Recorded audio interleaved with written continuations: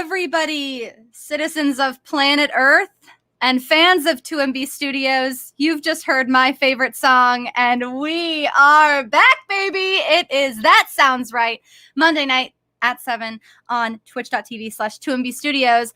I'm your host, Misinformation. Chat is already nice and active. I love to see that. Hoping you're going to be helping me out finding the answers tonight that sound right. I'm really excited about the contestants we have here. With me, as always, is my co-host, Will Actually. Will Actually here. So glad to be with you again, Misinformation. It's always a pleasure. Thank you very much, Will. Thank you for all you do for the show. For those of you tuning in for the first time, Will Actually is here to tell us what's true and what's right. The truth, veracity, verdad, it all matters in any language, in any type of way. So I am here to give you the right answers. Misinformation, however, sometimes gives us what she gives us, and we love her regardless. Oh, that's so sweet. Will, thank you so much for being here. And thank you as well to our three contestants that we have here coming in hot tonight. Bridget, hello. Welcome. Hello. Bridget, so excited to have you. Thanks for being here. Very excited to be here. We have Michael. Hello. Hello, everyone. It's good to be here. Hello, Michael. Thank you for being here tonight. So excited to have you. And we have Ryan James. Good evening, America. Good evening. Thank you so much for being here. Thank you, Ryan James, for greeting all of us Americans here tonight. So excited to have all three of you. This is going to be a really particularly excellent episode, I have to say. If you have never seen this show before, here is how it goes. I'm about to ask these three contestants a question, a trivia question. Each of these contestants is going to be giving a trivia answer. One of them is going to be giving an answer that is true and correct and factual, and two of these contestants are just going to be making something up on the spot, never having heard the question before. It is up to us to determine who we think sounds right. Let's play. This is round one, question one. What are the mascot and motto of Evergreen State College? I can't wait to find out. What are the mascot and motto of Evergreen State College? Bridget, please, what is your answer? So the mascot of Evergreen State College in Olympia, Washington, near where I used to live in Tacoma, Washington, is the Gooey Duck, which is actually spelled Geoduck. And it is not a duck. It is a large burrowing clam, and I'm gonna draw it for you, and you're gonna find out why.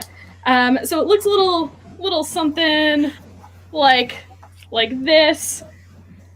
It's got like a little smile here. It's huge. It's so big that it doesn't fit in its own shell. And because of that, the motto of Evergreen State College is Omnia Extaris, which in Latinish means "let it all hang out," because it's also somewhat phallic looking. Okay, Bridget. Bridget, I drew it. You've seen it. I've seen it. So already, Bridget, I'm really convinced by your answer, but I have to one thing. So it's the mascot's name is Gooey Duck, but it's actually no. The mascot's name is Speedy, but it is a Gooey Duck, that is the name of the species, which happens to be a clam. A species of clam called a Gooey Duck, but its name is Speedy. Yes. Wow, we're off to such a strong start. A really split audience has received Bridget's answer. We have some people supporting it, some people saying Bridget is absolutely full of it. Who is correct? We'll see. Michael, I'm coming to you next. What's your answer for the mascot and motto of Evergreen State College? Yes, that's right. So having toured a bunch of colleges, Evergreen State was a particularly interesting one. So let me start with the mottos. Their motto is, even though my leaves may die at the end of the year, ours will come back together evergreener. That's the motto. And then the mascot, to kind of be on that similar theme, is a car battery because it recharges. And yeah. The mascot's a car battery. Yeah. That's amazing. Because it's rechargeable and like it needs to like come back every year. And it's like part of the big tailgating culture there as well. You know, you always got to have like a spare car battery on you, or else, bad things might happen. So I love that. I love the idea of a car battery being the mascot. Honestly, it's no less dumb than a clam being the mascot, so I feel like we can get on board with that. But the motto, Michael, that was really beautiful. Yeah, it struck me when I saw it the first time, just emblazoned on the front of the gate. Yeah, that's a beautiful motto. Ryan James, please, what is your answer? Bridget was correct. It is in Washington. The motto is "Fight the Seasons." They don't like seasons because seasons, we know, leads to autumn, leaves change color. We're looking for perpetual evergreen state, which controversially, the mascot is actually a climate change denying scientist. You wouldn't be able to tell. Looks like a regular scientist, has a lab coat on, has a piece of paper with a lot of bad, suspicious math. So their long-term plan is to eradicate all seasons, to have a perpetual neutral climate. Yeah. So the mascot is pro climate change? Yeah, he's in favor of climate change because they want to eradicate seasons because they want everything to be perpetually evergreen. So the change in temperature leads to the leaves changing color. Okay. And to be fair, it's more of a jacket than a costume. So anyone could wear it. So to be fair, Katie, like that misinformation, your jacket you could be the mascot if we gave you a clipboard. If I had a clipboard, I could be the mascot of Evergreen State College. Yeah. You know, that would be really exciting for me and for everybody.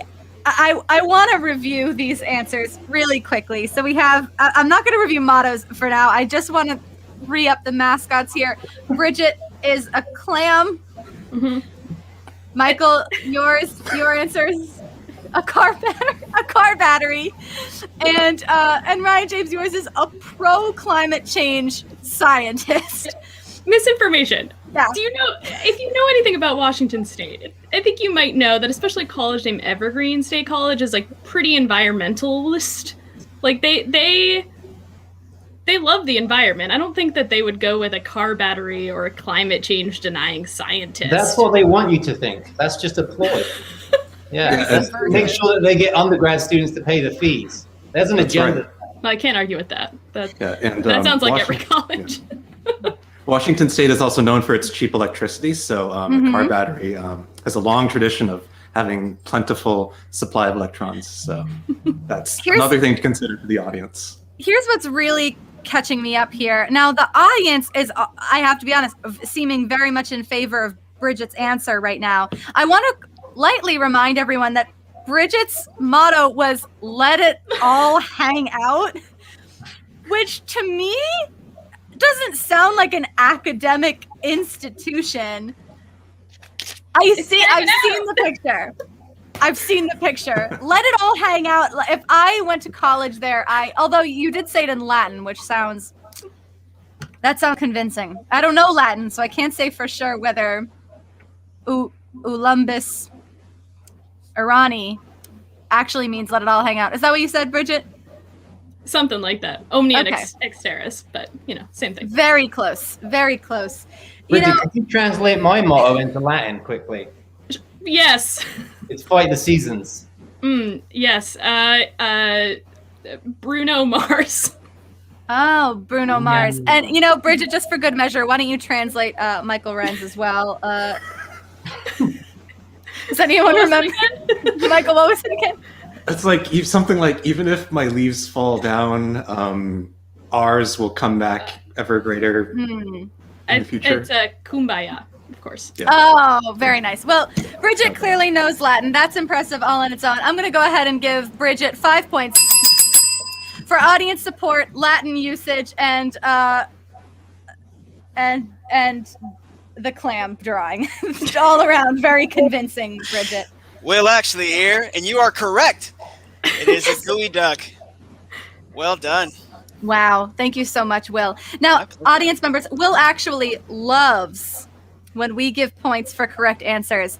Me, misinformation, I care not who has the correct answer. All I care about is who sounds right. Make no mistake. Question 2 in round 1 is, who was the Barley Baron in Imperial Japan, and how did he get that name? All right. In Imperial Japan, the Barley Baron. Who was he and how did he get that name? Michael, I'm coming to you first. Who was the Barley Baron? The Barley Baron was a physician in the Japanese Navy who discovered that beriberi, which had been affecting all the soldiers in the Army and the Navy, was actually a nutritional, kind of deficiency in vitamin B1. So he got the name Barley Baron because he wanted to give everybody barley in the Army and the Navy so that they wouldn't suffer from this disease anymore. The people in the Army didn't believe him, and then a lot of people died because of that. So, yeah. Wow. Because a lot of people died because of the barley? No, because they thought beriberi was like this infectious disease of some sort. And so then they're like, oh, we need to like sanitize the mess halls or something and it'll go away. I see. Yeah. Okay.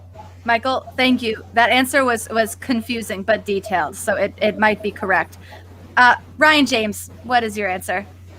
December 7th, 1941, the day that will live in infamy. Uh-huh. The attack on Pearl Harbor. The day before the attack on Pearl Harbor, Barley Baron came into play. Young Japanese boy who was responsible to give the signal for the planes to depart towards Hawaii.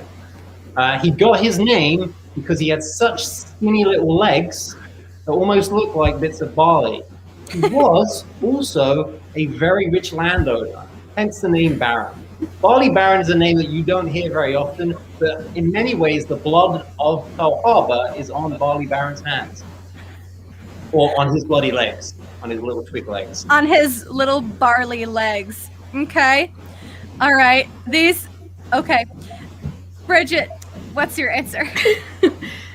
So Ryan James and Michael were both correct in that there's a lot of blood on Barley Baron's hands, or at least, disregarding some things about Barley Baron led to a lot of deaths. But that's actually because Barley Baron was in fact a pet bear that one of the Japanese fighters had and brought along to his battalion, and his mates basically thought that this was like an adorable bear. They named it Barley Baron, sort of a fun play on English words. But then one night, some of his wild traits came out, and he actually slaughtered 7 men. So not such a cute mascot anymore. Bridget, what kind of bear was Barley Baron? Oh, he was a grizzly bear. The only kinds that really you really got to be careful around grizzly bears. They're deadly. I don't know how how his owner found him. Right. But he had him as a cub. Okay. All right, 3 very convincing answers once again. I need to let's go around again. Everybody remind me just why he was called the Barley Baron. Bridget, I know yours, it's because he was a bear. Mm-hmm. Michael, why was he called the Barley Baron? Nutrition. Right, and Ryan James, because he had barley legs, and he was a landowner. And coincidentally, he also couldn't bear any children, but that's unrelated to the name. That was just a coincidence. If I draw him, will it... Let me see him, the bear. Oh, yeah. Okay. There he is. Bridget, that's a pretty good bear. But listen. Look, this could be anybody. Michael, you're getting the most audience support right now. And I have to say, I'm skeptical mainly of Bridget's answer, just because I'm curious as to how this person would have gotten this grizzly bear and then also brought it to work. That seems unprofessional. Misinformation. If you had a grizzly bear that you felt was tamed and domesticated in your best friend, would you not take it to work sometimes? I absolutely would, but I work in entertainment, Bridget. Loaf the Wonder Bread in the comments says all friends are all right. Now, Loaf, we're coming up on giving some points here, and I have to say I only give points to one person. That is a time-honored tradition on this show, is to give points to just one person for a question. I'm gonna go with audience support once again, and I'm gonna go with Michael. 5 points to Michael for Barley Baron, the nutrition man who killed people by accident. Will actually here. It was an accident, right? The sanitation, they didn't know. Yeah. It was all misinformation, so yeah. All misinformation, just the way I like it. Just Will, the way you like it. Tell me who was right. In this case, you were correct. Michael was right. His name was Takaki Kanehiro. Wow, Will. The Barley Baron. Off to a great start for you tonight, huh? We're off to a great start. Let me tell you what. I'm loving this show so far. Let's keep this going. Let's keep it rolling. Let's keep it rolling and going and going and rolling. The third question in the first round is, how does a Kindle screen work? I certainly don't know. How does a Kindle screen work? Very simple question. Ryan James, I'm going to start with you. How does a Kindle screen work? Well, essentially it's magnets. It's not like regular screens. So like you have LED screens that have like light and electricity. You actually see the particles of magnet attached to the screen. So what's different is there's no glare because you're actually seeing something that's physically there. So the screen that you're seeing right now, that's not real. That's all made up. Whereas when you're looking at your Kindle, it's actually there. It exists. It isn't a creation. It's like physical particles that are like stuck to the top of the screen. Of magnets? Well, I think magnets is the best way to describe it to layman. Oh, okay. But, to me, the layman. But yeah. Okay. Yeah, okay. It's a fancy Etch-a-Sketch. Yeah, that's a good. A fancy Etch-a-Sketch. Wow. Okay. Ryan James getting audience assistance, but a good answer nonetheless. Bridget, what's your answer? How does this work? Yeah, so it is a fancy Etch-a-Sketch that works a little bit differently than how Ryan James described it, because it is ink that is being essentially like written on the back of the screen, but it's not using magnets. It's using these like little hammers that push up onto the ink, and then when you go to the next page, it just whoosh, moves it all away with air, like a typewriter. Like a typewriter, like a piano. Oh, that was lovely imagery, tiny little Bridget. hammers. Michael, what's your answer? Yes, so I've actually been to the Kindle factory, and it turns out a bunch of hipsters, and yes, it is actually a very interesting site. So each Kindle is actually assigned to a particular hipster who lives in Portland, and just by telepathy, it controls the screen to show exactly what you were planning on seeing without like actually knowing. So yeah, it's pretty cool. They have to hire a lot of hipsters for it because it's like, I think like 16 million screens at this point. So yeah. Michael, you're saying Kindle. Yeah. Michael, you're saying that Kindle employs, did you say 6 million hipsters? Yep, it's just like one-to-one because like each screen needs to be like special. So. Every time they sell a Kindle, they hire a new hipster. Yes, to telepathically predict what will be on your screen. I see.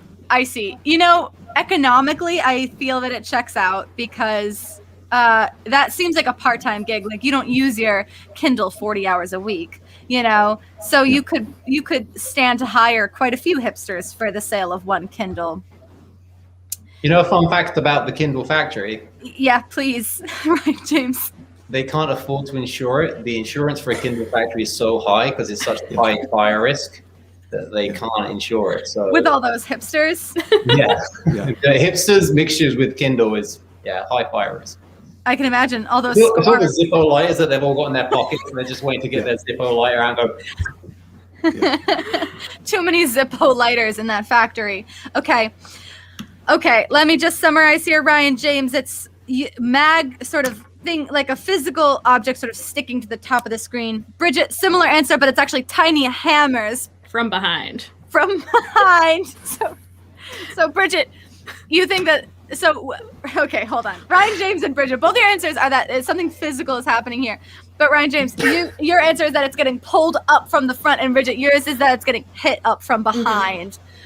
And Michael, your answer is that telepathic hipsters send the images to your screen via mind wave. Yeah. Okay. a lot of people think that everybody sounds wrong. That it seems that the audience mostly thinks that you all are wrong about this. None of these is how Kindle Screen works. Listen, if I am being honest, the answer that makes the most sense to me, and I'm going with my gut on this one, is tiny hammers. Tiny hammers makes the most sense to me because it's pushing up the letters. Much like a typewriter or a piano, these are things that I am familiar with as misinformation.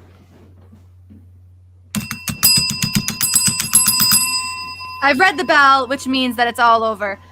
Bridget, I'm giving you 5 points for tiny hammers inside my Kindle screen. Mechanically, that checks out with what I know about machines. Will actually here. Hi, Will. Hi. Ryan? Yeah. Magnets? See, there's a problem here is that I didn't do a good job memorizing the answer that and I didn't realize that I needed to know things. So I bluffed a little bit there. I'm going to come clean, but that was my interpretation of what I understood when I did a lot of research about it. Listen, Will. Bridget sounded right. Tiny hammers. That sounded right. Did it not? That's fair. It did sound right. Ryan had me confused as well, just given his description of it, but he is actually correct. Listen, Ryan James, here's what I have to say. Here is what I am impressed by. Ryan James, I like that you chose a question that had an answer so difficult. Yeah. that you couldn't quite deliver it. The thing about science is it is quite confusing, and I find the best approach to it is to not really get bogged down in the details. I completely agree. Need a lot of science and then just come away with a soundbite that just explains it away. Yes. So that's what you witnessed there. Listen, I totally agree. And frankly, that's what this show is all about. So I'd like to say that even though you, Ryan James, are in third place at this point with no points at all, I think that you're the one that's capturing the spirit of the show the best at this point. You know, because it's about just sort of playing it hot and fast and making it up. I would take a bronze medal right now. That's a podium finish. That's a beautiful podium finish, but we're not finished yet. We're far from over. That was just the end of the first round. As the points stand, we have Ryan James with 0, Michael with 5 points, Bridget with 10 points. Bridget, you're in first place with 10 points. Whoa. You have a strong lead, but it's just the first round. I want to ask you, Bridget, how are you feeling? And is there anything that you want to tell the audience? I am feeling great. And I would like to tell the audience something, which is about another show that I'm on called Little League, which is a live tabletop role-playing game where myself and 4 other people, 3 other actors and a game master, all play 10-year-olds on a Little League team in a world filled with monsters and superhero-esque baseball players. And it's super fun, and it's every Tuesday at 8 p.m., so check it out. It's on the Twitch channel, The Splorts Hub, which is the sports, but with an L after the P, hub, tomorrow night, 8 p.m. And you get to see me play a weird new cyborg character tomorrow night if you tune in. Oh, amazing. Bridget, thank you so much for that plug. That website is twitch.tv/the Splorts Hub, sports with an L, Splorts Hub. Thank you so much. Let's move on to round 2. There's still plenty of room in this game for anybody to make a comeback. The first question in round 2 is, what living thing can survive being microwaved? I surprised myself as I read that. What living thing can survive being microwaved? I'm so curious. And Bridget, I'm coming to you first. What is your answer? So surprisingly, it's the platypus. So there are a number of odd things about the platypus, considering it's a mammal. So a lot of people might know they lay eggs. But another thing that's unusual about the platypus is that they actually have venom. that it's kept like in their heel, behind their foot, and that venom is actually protective against the radio waves that happen when you're microwaved. It sort of like neutralizes the experience for them. Wow. So Bridget, venomous platypuses. Platypi? I'm not actually sure. But that's a hell of an answer, Bridget. I've never microwaved a platypus, and I probably won't. But I'm delighted to hear about the platypus and their venom. Michael, what's your answer? Yes, so it turns out that the Tamagotchi from your childhoods can actually survive due to some fault tolerance in their circuitry being microwaved. So they are, in fact, living, as you all remember, very dearly. So it turns out that they're probably still alive somewhere. Wow. Michael, that is a great answer. I remember my Tamagotchi so fondly, and I need to know, when you microwave the Tamagotchi, I assume you have to remove the metal keychain, but the Tamagotchi itself is fine in the microwave? Yes, so that's a precaution. In testing, they had to get rid of the, so that when they were testing. Yes. I see. Exciting. I love a good Tamagotchi. Ryan James, what's your answer? It's ants. Because they're so small. It's because they're so small? Yeah. Because the microwaves can't hit them? Yeah, the microwaves can hit them because they're so small. Yeah. Yeah. You know what? Listen, I like all these answers, and all of them may be true, but I'm ready to make a call right now. Ryan James, you sound so confident. And to be honest, it makes sense to me, because here's what I know about microwaves, and I'm going to, in the spirit of the show, I'm going to play it fast and loose with the science here. From what I understand, microwaves are a wave of whatever waves are. Are they all light waves, I assume? And they're big, the reason that there's a screen in front of your microwave is that so they don't hit you in the brain and give you brain radiation. And so that microwave sheet is blocking them. They're so big that they can't make it through. And if they're that big, could they even hit an ant? An ant is so small. I like the answer, Ryan James. What I'm saying makes sense to me. That's a big loud ring for ants. 5 points to ants. Can't die in the microwave. Will actually here, and Ryan is correct again. Hey. Way to go. There it is. I knew it. There it is. This time he got his points. Yes, Ryan James did get points for a correct answer that time. And you know, that's not what the show is about. But it's nice when it happens. Nice when it happens, because it's good for me and Will. I have a follow-up thought about that, because ants come in a lot of different sizes.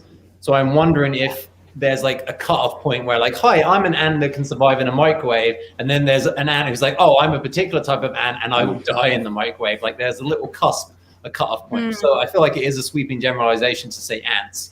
So I just want to be clear, I'm talking about European ants. European ants specifically. That makes our sense. ants are smaller. I wonder what the cutoff size is, because even just in my own backyard, I've seen ants of very various sizes. Some of those big sidewalk ants, who knows if they could survive? It's an experiment that I don't want to do, but I would be interested in it. Tina Talon says we could calculate it. No, thank you, Tina Talon, but I'm glad to see you here tonight. Let's move on to the next question. Question 2 in round 2 is, how did the Dutch warship HNLMS Abraham Kringenesen, maybe, escape Japanese aircraft during World War II? Okay, I'm going to try that one again. That was a rough one for misinformation in terms of pronunciation. Let's go again. Listen good. How did the Dutch warship HNLMS Abraham Kringenesen, maybe, escape Japanese aircraft during World War II? Okay, this name, if you can give me a proper pronunciation of that warship, that'll really work in your favor. Michael, I'm coming to you first on this one. Sure. What's your answer? So what they did was they disassembled the warship into tiny 9 by 12 inch boxes, and then they shipped those boxes by airmail over to Europe. And as we know by the International Convention of Warfare, that airmail is actually exempt from, it's like the Red Cross, it's exempt from being attacked by Japanese airplanes. So, Michael, your answer is they split it into a bunch of smaller pieces and mailed it? Yep, pretty much. Whoa. I mean, it's like the mail, it's legendary for its reliability. So it's just like in a war, it's like just another thing. Snowstorm, hurricane, electrical emergency of some sort. I don't know. Michael, that has to be right. I love it. I love it. Ryan James, what's your answer? 2 words. Divine intervention. Abraham entered into a covenant with God. He gave his foreskin to God, and God said, we are in a covenant. The clue is in the name of the ship, the Abraham. This was the moment in time where it was time to pay the piper. Abraham said, God, we had a covenant. I gave you my foreskin. Now I would like you to fast track me away from this bad situation from the Japanese in World War II. And you know what? God made good on his promise, and he took him to pastures new.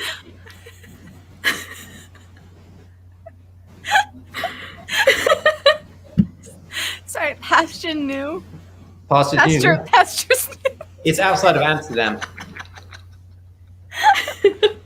Okay, we're getting in the chat that creamskin is Norwegian for foreskin. Yes, Is that true? the clue is in the writing. The clue is always in the question. They do tell you when you're doing SATs, right? You just read the prompt and read the question. Everything you need is in there. Abraham, Crescent, foreskin, covenant, God. Bing, bang. Okay. Ryan James, is this a story from the Bible? Well, the original covenant with God was, yes. Right, okay. The foreskin trade-off. But this is almost like, I think they've stopped adding chapters to the Bible, but this would be a more modern chapter. The World War II years with Abraham, God, and his little bit of extra flesh. Okay. All right. Bridget, please tell me your answer. Those were both very enjoyable. Unfortunately, what actually happened was the Abraham Cranston disguised itself as a tropical island. So the crew got off on another island, cut down a bunch of trees and bushes, piled them on top of the ship, painted the hull to look like soil and rocks, and then would only move at night. And then during the day, they would just anchor so that if any aircraft went overhead, they just thought that it was an island. And they did this for 8 days until they met up with the rest of the fleet in Australia, the rest of the Allied forces. They pretended to be an island, but what did they put on top? They put they cut down like trees and bushes and stuff and just filled the top of the ship. And then painted the hull, and it looked like an island. And this in the Java Sea, there's a ton of small islands, which made it like actually a very reasonable plan. All right. We have 3 really convincing answers here. So let me just go over these ridiculous answers one more time. Michael's answer is they broke up the ship and mailed it in smaller pieces. Bridget's answer is they pretended to be an island by decorating it with trees. And Ryan James's answer is that God intervened as foreskin payback. Listen. Not to be confused with foreskin pullback, which is a very different thing. I have to say, so all 3 of these answers I think are about equally convincing in my book. One of them maybe a little less so. We don't need to say whose. But listen, this is what I was really impressed with about Bridget's answer. That pronunciation of Abraham Cranston. Bridget, you seemed very comfortable saying the name of that what is it? A submarine? The warship? It's a minesweeper, actually. Small mine-sweeping ship It's a minesweeper. Got left behind. Okay. All right. Listen, I was fully going to go with Michael's answer, breaking up the ship and mailing it into smaller pieces. I felt that was the most convincing, but the chat seems to be 100% going with Bridget. So this is a real toss-up for me. You know what? I'm gonna go with the chat because it's been going really well tonight, and no one in the chat has been hostile to me so far tonight, which I'm really loving as a change of pace. So there's 5 points to Bridget due to your immense support from the chat. Although I really love the idea of mailing a warship in small pieces. Will, how are we doing? We're doing great because that is correct. It was a warship that disguised itself as a tropical island to evade attack. They really did. They really decorated it like an island. They really did. Wow. So exciting. I've got a pretty good track record tonight. And, I have to say, I think it's because I'm going with the audience. I'm not just trying to suck up here. Y'all know what you're talking about. Tina Talon has been doing math in the chat. I'm considering this hostile interaction. Please discontinue any math in the chat. Thank you. Question 3 in round 2 is, can you use postage stamps as legal tender in the UK? Can you? Postage stamps? Legal tender? Could you... In the UK, for instance, buy an egg or a bucket with postage stamps. What is the answer? Ryan James, coming to you first. Well, I don't want to lean into the fact that maybe I know a little bit about the mother country, but you can't actually use stamps, even though a purchase stamp will have the Queen's head on it and the price of the stamp. So, for example, first class stamp when I was a kid was, 37p, which is pence. There's 100 pence to the pound. It was long believed that you could use it as tender because it had the Queen's head on it. But there was a Stamp Act, I think, in 71, where it doesn't count as legal tender. But it is the discretion of a shop. So if you're a shop and you choose to take it, you could. But legally speaking, from a legal standpoint, it does not count as legal tender. Okay. Legal standpoint, it doesn't, but in the occasional shop. Well, people will trade anything for anything. I mean, Ryan James, does all currency have the Queen's face on it? Yeah, she's on everything. Yeah, pound coins, 50p's. We don't play platitudes to saying we're going to put people on our notes and then change our mind. We generally we'll put someone on there and keep it forever. With I think we had Charles Dickens on there for a long time. Charles Darwin. Anyone called Charles? Yeah, anyone with Charles will go with it on the money. That's fine. Well, so I'm sorry. I need to ask one more follow-up question. How do you tell the different money apart if it all has the same? Well, this is a very, very simple solution that America has not got to. It's different sizes of notes.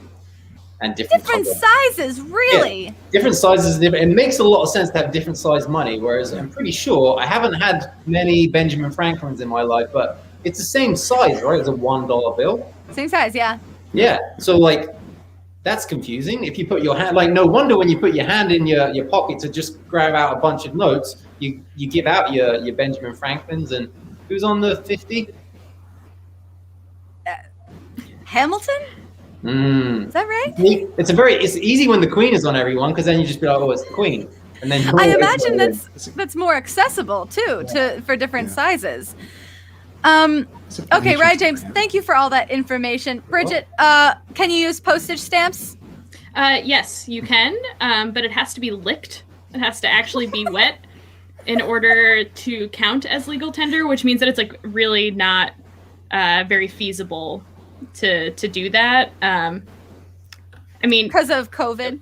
Because of COVID. Also, just what once it dries out, it's not worth anything anymore. Right. If it's not on on an envelope. So right.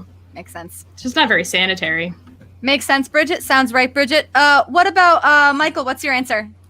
Yeah. So there's having taken con law in high school, there's actually prior legal precedent before the act that made stamps not legal tender that was actually overriding. Given the resounding success of the Stamp Act, in the 1770s, they decided actually to make postage stamps legal tender in the UK because they're like, oh, hey, we're already using stamps to tax all the Americans, so we're going to just extend that and say that stamps can just be our currency because they've been so successful. Yeah. And we would never use the phrase "oh hey," just so you know. Listen, Yeah. I'm not even going to the chat on this one. Ryan James gave me a lot of helpful information about the Queen and her currency. It's just got to go to Ryan James on this one. Michael is now getting support in the chat, but it's far too late for that. As we all know on the show, once I ring the bell, I cannot take it back. So Ryan James officially has 5 points. You're Just kidding. He's right. That's a hard test. I thought I was wrong for a second there, Will. I thought I was wrong. Wow. Oh, No, I'm Will, just messing you with got me. misinformation. She's doing so well this game. I got to do something to have some suspense. Wow, we're on a roll. We are on Yeah. a roll this game. Contestants, that is the end of round 2, and I have to say, things are going swimmingly, and we've had a lot of correct answers, we've had a lot of not a correct answer, and we've learned a lot. But the points, as they stand right now, is Michael with 5 points, Ryan James with 10 points, Bridget with 15 points. Bridget still in the lead at the end of round 2. Michael, you are bringing up the rear right now with 5 points, but we still have a whole round and bonus round left. How are you feeling? And is there anything that you want to... Thank you, Other Dave Thomas. Is there anything that you would like to tell the audience? Nothing to plug, but I've recently found myself falling into... it's like very easy to just become like a vegetarian now because I've just like... I went through this phase where was eating a lot of meat, and then I just felt like my heart start to kind of clog up a bit. And I was like, okay, I should probably do something about it. But nowadays, you can get I've been getting into wheat gluten, and that's been pretty good for me. I mean, I don't have any sensitivities to that, but yeah, I've been feeling a lot better ever since. I'm not like a paid shill or anything. I just wanted to say that. Just, I love that. Michael, there's no wrong way to do a plug, and that was awesome. Thank you very much for that plug for healthy living, everybody. Let's move on together. I feel like I have a newfound zenness after hearing Michael's plug.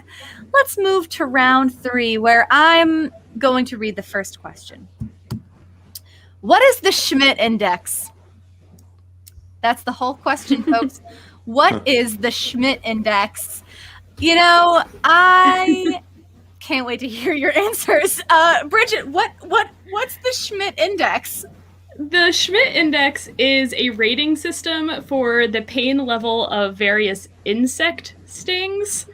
It was developed by Justin Schmidt, an entomologist who subjected himself to 70, 80 plus stings from all these different insects. It goes from 0 to 4, with 0 and 1 being things like a sort of common bee that many of us have been stung by, to a 4, which is just outrageous. So there are only, I think, 3 that he put at a 4, and one of them is the warrior wasp, which he described as being chained to an active volcano flow. Quote, "Why did I start this list?" Oh my gosh. Okay. Bridget, that answer upset me, but it sounds right. Michael, what's your answer? Yes. So the Schmidt Index is named after the legendary international basketball talent Oscar Schmidt for the best buzzer beater. It's like kind of a rank list of basketball buzzer beaters. It's kind of like the Horry scale on NBA.com, but it's actually better because it's sanctioned by the international basketball body FIBA. And it ranks the buzzer beaters on a scale of 1 to 10. And then the winner, who has to be 9 points or above, gets inducted into the FIBA International Basketball Hall of Fame. I like that answer, Michael. Buzzer beaters is fun to say. And that sounds right to me. Ryan James, what's your answer? April 1861, start of the American Civil War. Jimmy Schmidt, holding a rifle, pulls the trigger with his index finger, comes clean off, Represent. finger does? His index finger comes right off. Yeah. Jimmy Schmidt lost his index finger in the American Civil War. This index finger has become a family heirloom that's been passed down generation through generation, with the motto always, do what's right. Because Jimmy Schmidt was fighting on your favorite side, the side of the North, okay? It's a representative of the possibility of reconciling differences between people within one nation. Jimmy lost his finger, but you guys won the war. Okay. So let me just quickly buzz through these. Bridget, your answer is the Schmidt Index is a way of measuring how much it hurts to get stung by a bug. Michael, your answer is how quick, how good you are at beating the buzzer in Ball don't final lie. Ball don't lie. Ball don't lie. And Ryan James, your answer is it's a index finger. dismembered index finger from a very old war veteran long ago. Was that right? Yeah, no, that was it. Yeah, you can still see it if you want to see it. It's in the Schmidt family home. I don't want to see it. I don't, Ryan James. It looks like a Cheeto now because it's nearly over. It's over 100 years old. I am not. You know what? I'm not even going to listen to the chat on this. I don't want it to be. Do you need Ryan to hear James. more bugs? No, I do not need to hear more bugs. Here's my thing is I know a lot about bugs, but I don't know a lot about sports. That's a big blind spot for me. So I'm going to give 5 points to Michael for the. I don't know what the play hard. Schmidt Index Both teams play hard. Both teams play hard. Thank you. Yes. I'm going to give 5 points to Michael for the buzzer beater score in basketball. I've never heard of this, but that sounds right to me. Sounds right, but unfortunately, this time it is not right. Bridget was right. It was a pain index for stings or bites from insects. Oh, it was the bug hurting. Bug hurting. Yeah. Can we give those points to Bridget? We can't. You know, Will, I rang the bell. What does that mean, Will? Will, It what means does it mean? that you've already assigned points to somebody. Thank you. Thank you, Will. Thank you for being here. My pleasure. Just 1 second. We got 12 minutes left for the show. All right, contestants, if you talk for too long, I'm going to lovingly ring this bell at you starting now. That's just a little fun thing I do sometimes. The next question is, what was the first mass-produced electronic circuit board used for, and what was its importance? What was the first mass-produced electronic circuit board used for, and what was its importance? Michael, what was it? It was actually used as a, of all things, a proximity fuse. There's like a circuit tied to a sensor so that you could make the bomb explode better, like closer to an airplane or something like that. So actually, it was actually used, on like artillery shells, anti-aircraft artillery and stuff like that. It's a great start to the legacy of the many circuits that we use now. So. Wow. Thank you, Michael, for a very technical answer. Ryan James, what is your answer? It's actually a circuit board. It's French. Is it? Yeah, and it literally was an on-off timer on ovens. So when an oven got too hot, it stopped. It's a circuit board. I see. And ovens also are French, so that makes sense. Bridget, what is your answer? It was actually used for the first prototype of the whack-a-mole. So it was used to create the very first version that now has become incredibly popular. So now is a legacy at various amusement parks. Fun drives innovation. What can I say? That was the first mass-produced electronic circuit board for whack-a-mole? That might be true. Bridget, that might be true. But you know what? Listen. It is true. So the chat is going with Michael, but to me, the answer that sounds the most right is also Michael's, actually. I know, Michael, that sounded the most right. I just went back on my answer. I was about to give you points, Bridget, but I've rung my bell now. It's all over. It's for Michael because, just the words that he used sounded right. I'm not sure what he said, but it was something about the circuit board. Will? Artillery shells and Yeah. use Like, and release at like a certain time. It makes. I feel like war, unfortunately, I'm not a fan of war, but it has driven, I think, a lot of the need for new inventions. innovation.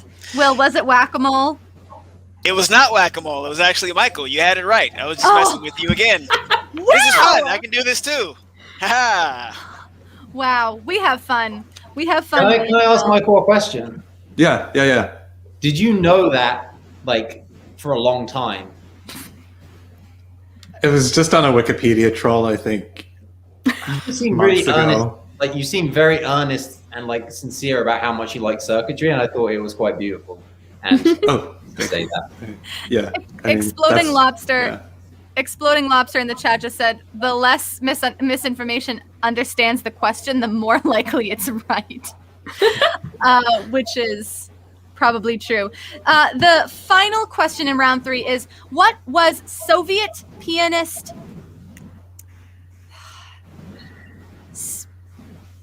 Sveatos Richter's most prized possession later in life, and why did he prize it so much? Okay, you have to say this pianist's answer in your answer. Name. You have to say the name. You have to say the name. Ryan James, what's the name?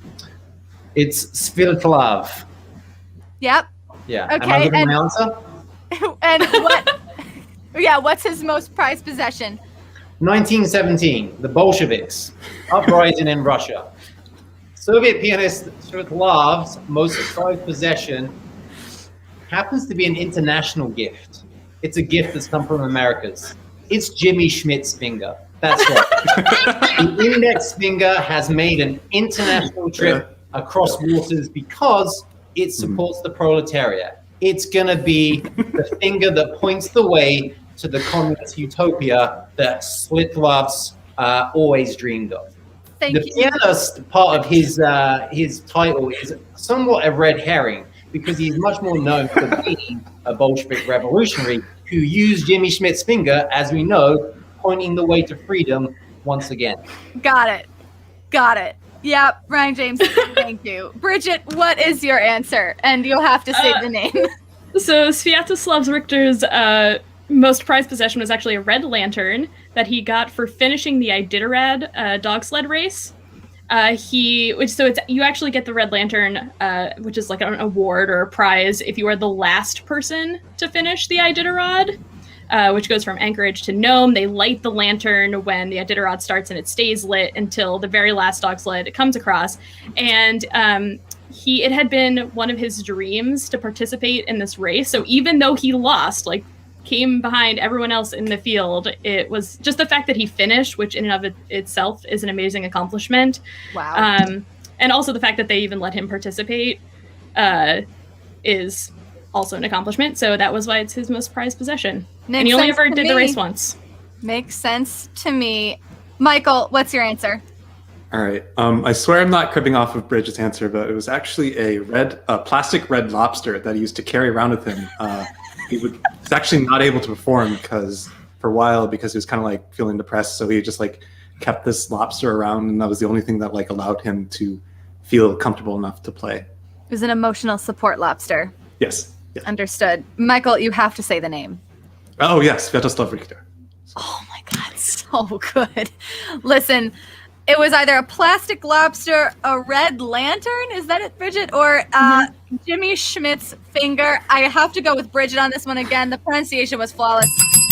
Dog sled race sounds right to me. He went on a dog sled race and he won the thing, and that would make sense as a prized possession. Unfortunately, that is incorrect. Was the plastic red lobster. It was the plastic red lobster. That's like very cute. But did it sound right, Will? I mean, Apparently not, misinformation. Apparently not. I gave Bridget 5 points. That's the end of the third round. We have one more round left, and it's the wild round. It's everybody's favorite bonus lightning round. Everybody's favorite round, bonus lightning round. We're going to bring up the questions, and we're going to ask those questions to our contestants. They get just 1 second to answer. And audience members, this is a fun round because I don't give out any points. It's your time to give the points. So in the chat, if you would like to give someone a point, just go ahead and write their name in, and I'm going to be keeping track of bonus points right here. Will, let's get that first question up. What's it looking like? Bam! Bam! Who is this, Ryan James? It's the body double from Schitt's Creek. Michael, what is this? Is it the director Scorsese? I'm just gonna say that. And Bridget. It's the Scorsese-Levy Wax Museum model hybrid. It's Martin Scorsese. It is Scorsese, the director. Excellent work. Excellent work. Next question. Oh, my Lord. Oh, my God. Are we allowed to show this on Twitch, Will? I think it's Twitch approved, yeah. Twitch approved. Okay, Ryan James. This is evidence of the sea covenant with God. Michael, what is this? This is an ancient water skin used by the Bedouin in the desert. Bridget, what is this? It's a gooey duck. Will? It's a gooey duck. A gooey duck. Amazing. Next question. Ryan James, whose house is this? This is President of America. White House. Yeah. Michael, what is this? Whose house Is this like Monticello by any chance? Bridget, whose house is this? It's the Schmidt house. Will, whose house is this?